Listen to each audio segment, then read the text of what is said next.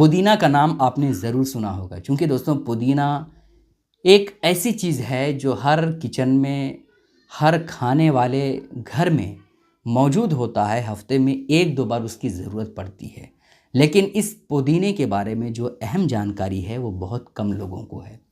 پودینہ یہ اس چیز کا نام ہے جس چیز کو حضور علیہ السلام پسند فرماتے تھے۔ آپ خود سوچئے، جس چیز کو حضور علیہ السلام پسند فرمائیں اس کے اندر فائدے کتنے زیادہ ہوں گے، آپ اور ہم کیا کوئی اندازہ نہیں کر سکتا ہے نا۔ اس وجہ سے پودینے کا آپ خوب استعمال کریں، اس کے فائدے بہت سارے۔ فائدے کیا ہیں آئیے بڑی تیزی کے ساتھ آپ کو بتاتا چلوں، اور استعمال کیسے کرنا ہے وہ طریقہ آپ ضرور سیکھ کے جائیے گا، ورنہ پھر ساری محنتیں برباد ہو جائیں گی آپ کی۔ پہلا فائدہ یہ ہے کہ پودینہ کیلشیم اور فولاد کے حصول کا بہترین ذریعہ ہے۔ کیلشیم آج ہر جسم کو چاہیے ہوتا ہے۔ کیلشیم اگر آپ کے جسم میں نہیں ہے، درد کی شکایت آپ کو بہت ہی زیادہ ہوگی۔ گھٹنے میں درد ہے نا، تو پاؤں کے حصے میں درد، تو کمر میں درد، سر میں درد، یہ سب پریشانی جو ہے ہوتی رہے گی اگر آپ کے جسم میں کیلشیم نہیں ہے۔ تو کیلشیم اور فولاد کا ہونا بہت ضروری ہے، ٹھیک ہے۔ پہلا فائدہ یہ ہے، اور دوسرا فائدہ یہ ہے کہ پودینہ کا شربت دل و دماغ کو قوت فراہم کرتا ہے اور سر درد میں آرام پہنچاتا ہے۔ پودینے کا جو شربت پیے ہیں ان کو اندازہ ہوگا کہ ان کا شربت جو ہے وہ بہت ٹیسٹی ہوتا ہے اور بہت ہیلدی بھی ہوتا ہے۔ آپ خود سن رہے ہیں، بڑے بڑے طبیبوں نے جو لکھا ہے وہ لکھتے ہیں کہ پودینے کا شربت دل و دماغ کو قوت فراہم کرتا ہے اور سر درد میں آرام پہنچاتا ہے، ٹھیک ہے۔ تو آپ ضرور بھی ضرور کیا کریں، اس کا پودینے کا شربت بنا کر کے آپ اپنے گھر میں پی سکتے ہیں، حضور کی پسندیدہ چیز ہے، ٹھیک ہے۔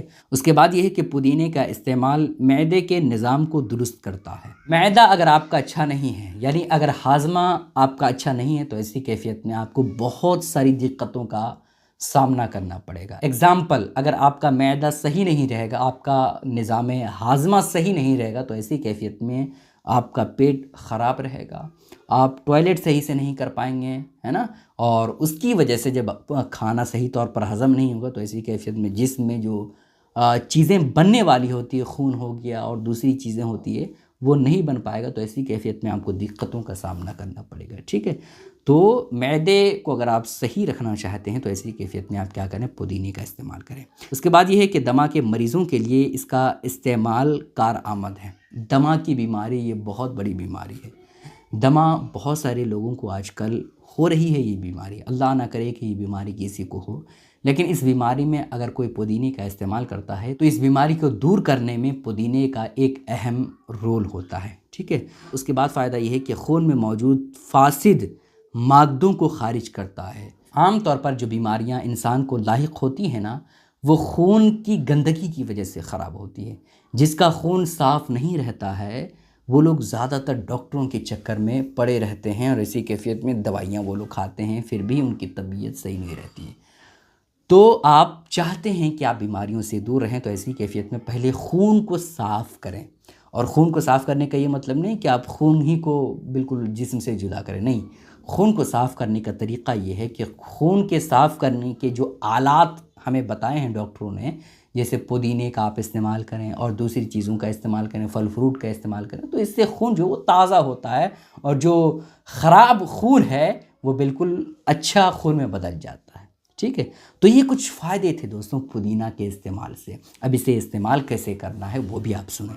استعمال کا طریقہ یہ ہے کہ آپ چٹنی پیستے ہیں نا، چٹنی بناتے ہیں، تو اسے چٹنی کے طور پر بھی استعمال کر سکتے ہیں۔ پودینے کے پتے کو آپ پیس لیں، یا تو مکسر میں پیسیں، یا جو ہے پہلے زمانے میں جس طرح سے پیسا جاتا تھا اس طریقے سے پیسیں، اور تھوڑا سا نیمبو کا رس ڈال دیں، اس کے بعد جو ٹیسٹ ہوگا وہ کہنے کے قابل نہیں ہوگا، ٹھیک ہے۔ تو آپ اس طور پر بھی استعمال کر سکتے ہیں، یا سبزی میں دے کر کے بھی استعمال کر سکتے ہیں۔ بہرحال کسی بھی طرح سے استعمال کریں، لیکن استعمال کریں ضرور بھی ضرور کریں، اور جتنا استعمال کریں بہتر ہی ہوگا، کوئی نقصان نہیں ہوگا اس سے، ٹھیک ہے۔ اس کلپ کو شیئر ضرور کیجیے گا دوستوں۔ السلام علیکم ورحمۃ اللہ وبرکاتہ۔